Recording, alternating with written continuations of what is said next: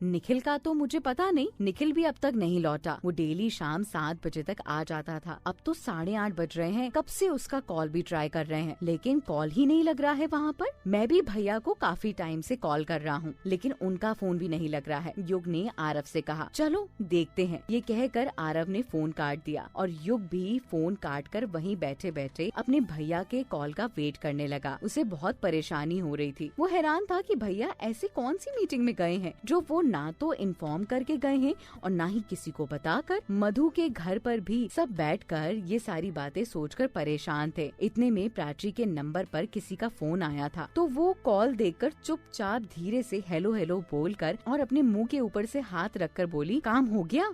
सामने से आवाज आई, हाँ प्राची काम हो गया। वहाँ सब ठीक तो है ना? निखिल सब बहुत परेशान हो रहे हैं, तुम जल्दी से लौट कर आ जाओ। और हाँ, रूबल चौधरी को भी बोलो कि वो अपने घर पर पहुँचे, वहाँ युग बहुत परेशान है। ये कहकर प्राची ने फोन काटा और पीछे की ओर मुड़ी तो वहाँ आरव खड़ा था। आरव को देखकर प्राची डर गई और अपना फोन छुपाने लगी, तो आरव ने उसके हाथों से उसका फोन लेकर कहा, क्या छुपा रही हो तुम? क्या बात है जो तुमने मुझे नहीं बताई? कुछ भी तो नहीं, प्राची ने धीरे से कहा। कुछ तो बात है, क्या बात है मुझे बताओ, आरव ने ऊंची आवाज में कहा। तो प्राची धीरे से बोली, चिल्लाओ मत, मैं तुम्हें सब बताती हूँ, पर पहले चुप हो। अगर किसी को भनक पड़ गई तो प्रॉब्लम हो जाएगी। हाँ बताओ क्या बात है? आरव प्राची को घूर कर बोलता है। दरअसल वो रूबल चौधरी और निखिल उस पंकज नाम के झूठे इंसान को ढूंढने गए हैं जिसने अमन की कंपनी से टेंडर पास करवाया था, रिसीव नहीं किया था बल्कि। प्राची ने डरते डरते कहा, तुम्हें अभी भी अमन से लेना देना है? मुझे समझ नहीं आता है तुम अब क्यों उसके लिए कुछ करना चाहती हो, जबकि वो हमेशा तुम्हें परेशान करता है, तुम्हारे ऊपर झूठे इल्जाम लगाता रहता है।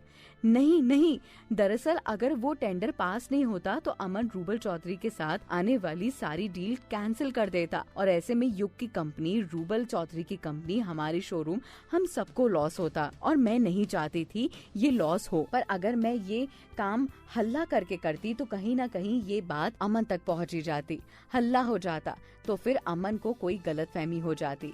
इसलिए मैंने निखिल के साथ और रूबल चौधरी के साथ मिलकर ये प्लान किया था कि हम उस पंकज का पर्दाफाश करेंगे जिसने अमन की कंपनी से टेंडर पास करवाया था। प्राची ने बताया। तो बात क्यों नहीं हो रही थी? चलो ये तो ठीक है। ये कहकर आरव प्राची को लेकर वहाँ से चला गया और युग दिलासा देकर कहने लगा, रूबल चौधरी सही है, वो जल्दी लौट कर आ जाएंगे।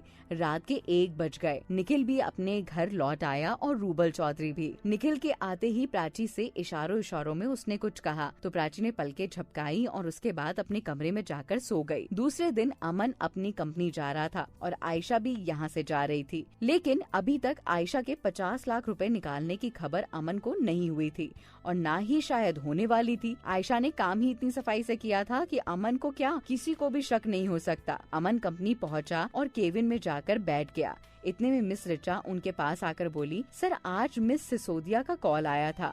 ये सुनकर अमन ने चौंक कर कहा, इतने टाइम बाद? पर उनका तो काम हम कब का कर चुके हैं। अरे सर, वो हमारे साथ दोबारा डील करने वाले हैं, लेकिन उनकी शर्त है कि वो डील तभी करेंगे जब उन्हें सेम डिजाइन मिलेगी। क्या? उस टाइम तो डिजाइन प्राची से मिल गई थी, लेकिन अब दोबारा से डिजाइन कैसे? ये तो नामुमकिन है। पर सर ये तो सोचो, पूरे 200 करोड़ का प्रोजेक्ट हमारे हाथ आने वाला है, ये डील लग सकती है और उन्हें इसके लिए मना कर दिया तो आप सोच लीजिए आगे जाकर कितना बड़ा लॉस हो जाएगा। मिस रिचा बोली, तो मैं क्या करूं, कहां से लाऊं डिजाइन्स? अमन ने हैरान होकर कहा, ये तो आपको ही डिसाइड करना होगा।